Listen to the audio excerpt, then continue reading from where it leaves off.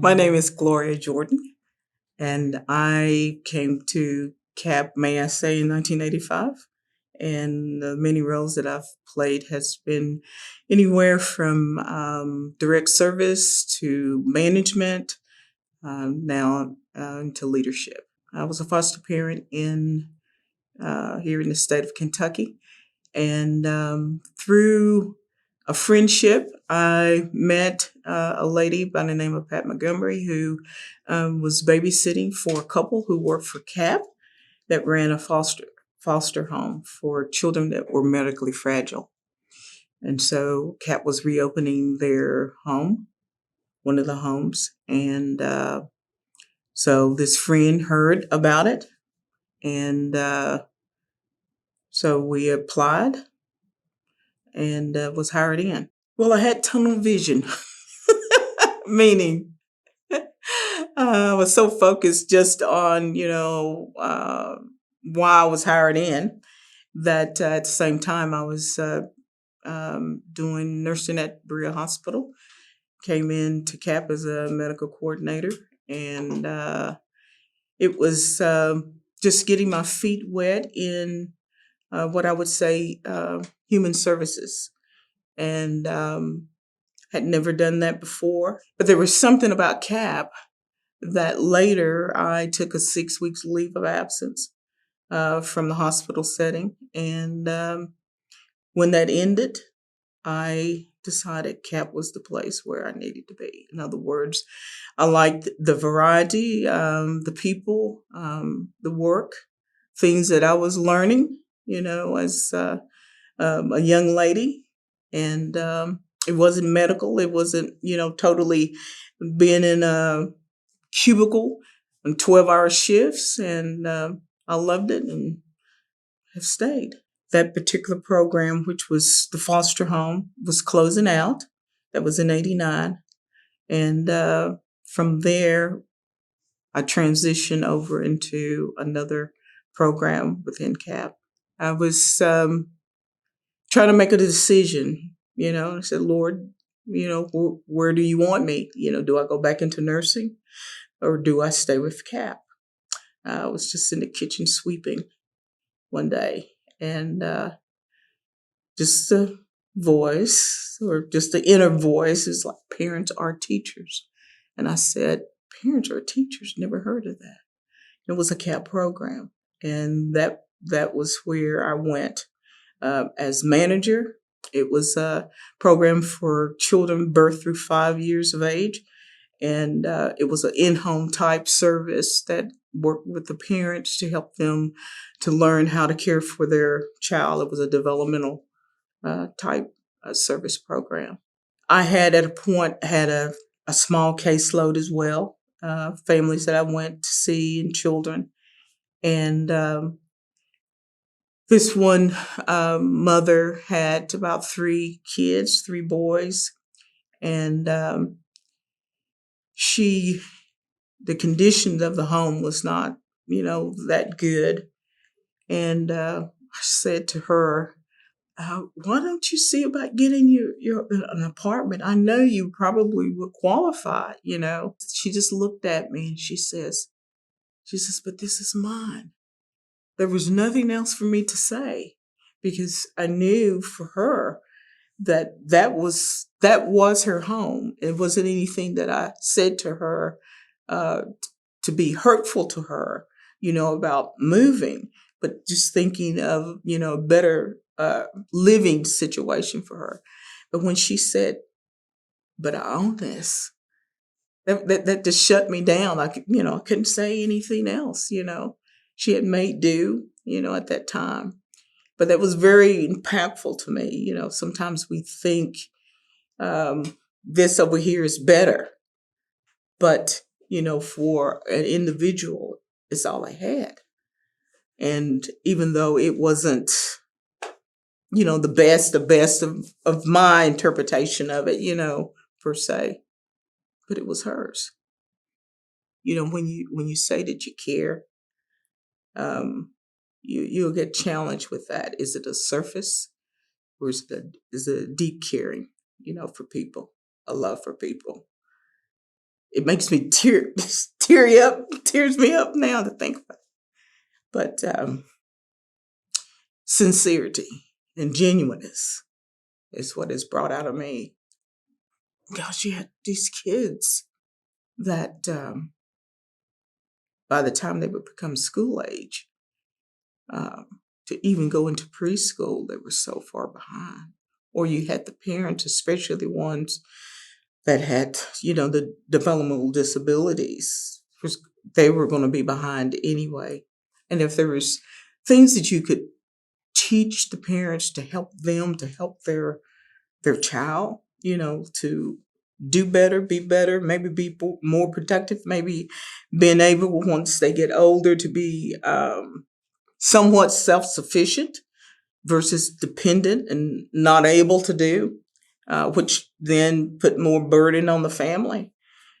Parents or teachers was there not only to teach the parents, but to teach them how to advocate, for their child. Because once you got into the school system, everything is, in a way, is dictated. They don't know how to, speak up for themselves or for their kid, or, what they wanted. So CAP, really for a long time before Kentucky or the school system itself got into early intervention, CAP was doing early intervention services. Rainbow Respite, it was another service for families who had children or adults with disability, and also Caprice.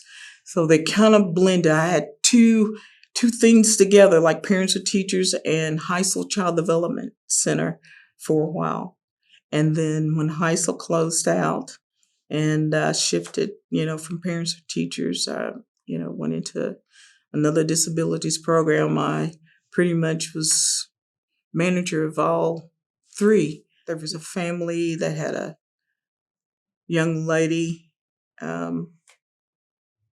who was disabled in a sense of, she was up and about, but who had never experienced things that we take for granted. Going to McDonald's, get yourself an ice cream cone. Never had done that. And, we take so much for granted, thinking, everybody's, had some kind of exposure, and McDonald's is not, no big deal, but to her it was. So again, you're giving people opportunities and experience that you don't even know they haven't had yet. For the most areas that CAP serve, I've been the only minority in that county, or maybe a 1%. I might have made it 2%. So it's a lot of things that I've gleaned and gained, and pushed you out of your box, in other words. And you think about being in Jackson County or going up in Morrill, and and there's not anybody of color that's there, and you don't know how you're going to be received or treated or whatnot. But I always approached it from a standpoint. It didn't matter if once you got to know me, you see, hey, she's all right. Biggest impact it would be, I think, working with volunteers, because at the time, CAP had residential programs, and so you had volunteers from out of state and different areas. It even had employees. There was one lady in particular. Her name was Donna Coffey. Donna worked with me in Caprice, and she was an avid advocate for persons with disabilities.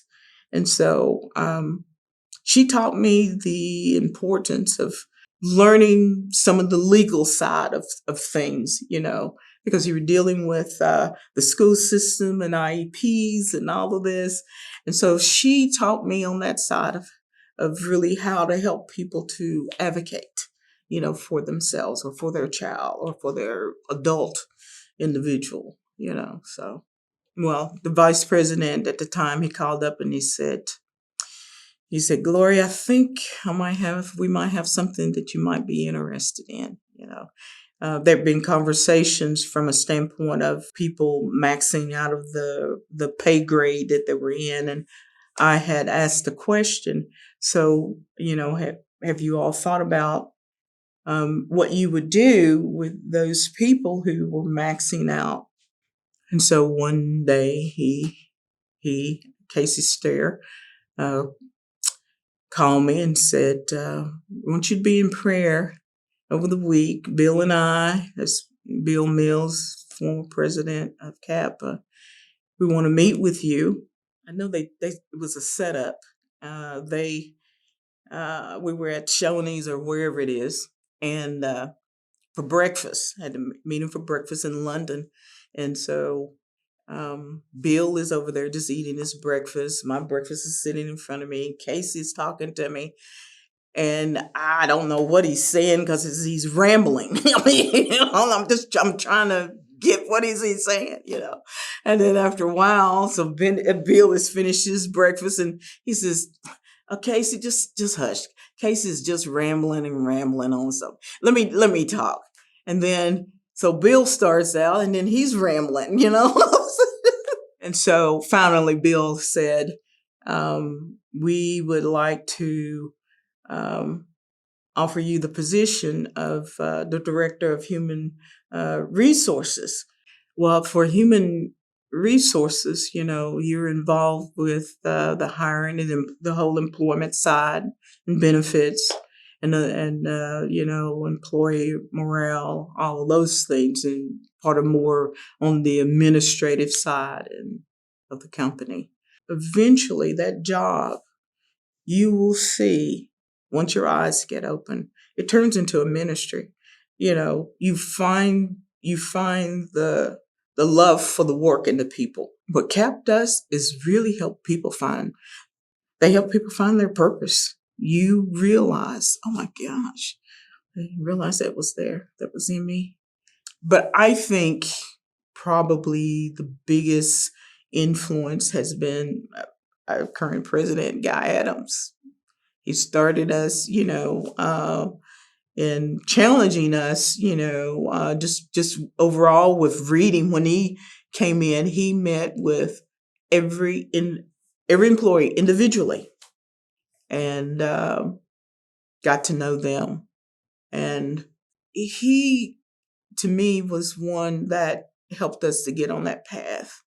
And we knew that we were going to have to develop people in order to get ready for what was going to be down the road, which is where we are now. And that is people are retiring out. It's been a very good experience. Like I said, when I first came to camp, I would describe it as green as grass. In other words, wow, a lot of the things that you got involved with and exposed to, and man, here's these people that really have a heart for what they're doing, and it wasn't selfish.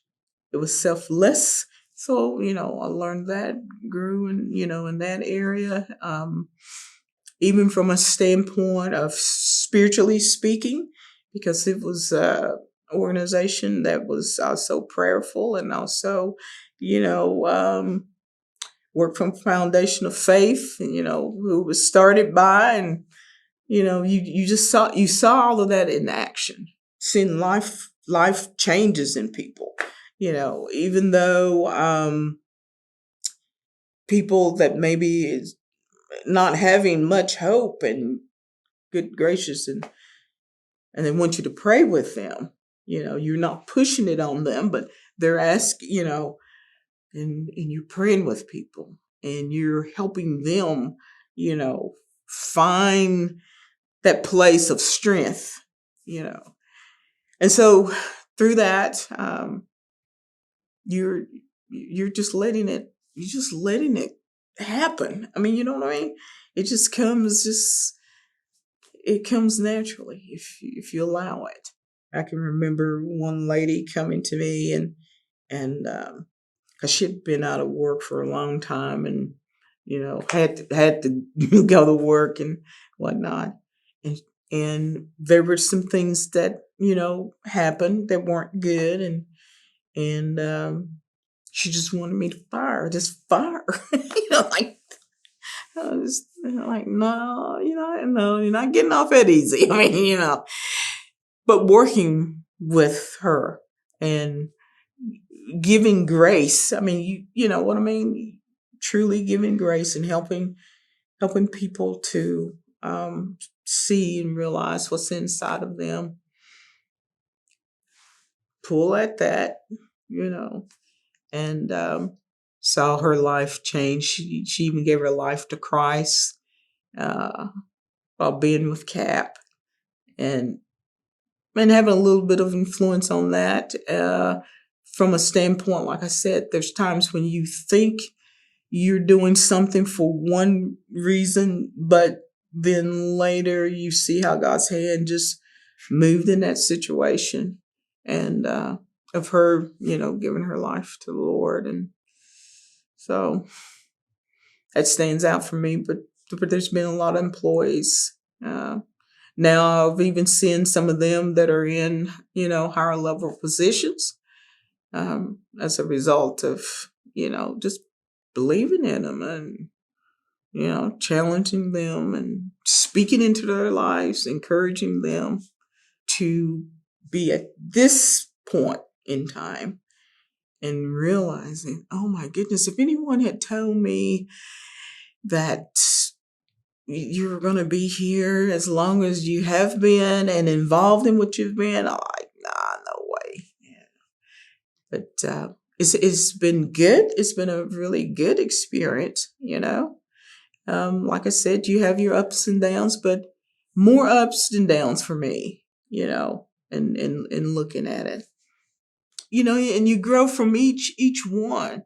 I've worked with a lot of good people. I mean, interesting people that you enjoy working with and being around.